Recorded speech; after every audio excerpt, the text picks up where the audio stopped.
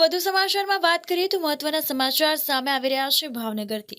તો ₹500ના દરની ભારતીય ચલણની બનાવટી નોટ નંગ 62 સહિત કુલ ₹1,16,310ના મુદ્દામાલ સાથે 3 ઇસમોને ભાવનગર લોકલ ક્રાઇમ બ્રાન્ચે ઝડપી પાડ્યા છે।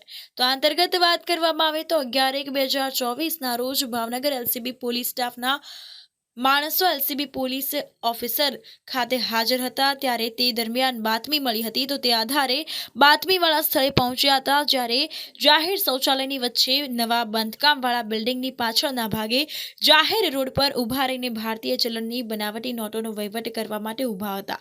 તો તે આધારે માહિતી મળી હતી તો બાતમીવાળી જગ્યાએ પહોંચતા આરોપીઓને મુદ્દામાલ સાથે ઝડપી પાડવામાં આવ્યા હતા। ત્યારે તેઓ વિરુદ્ધ નીલમબાગ પોલીસ સ્ટેશનમાં ભારતીય દંડ સંહિતાની અલગ અલગ કલમો હેઠળ ગુનો દાખલ કરી આગળની કાર્યવાહી હાથ ધરવામાં આવી હતી।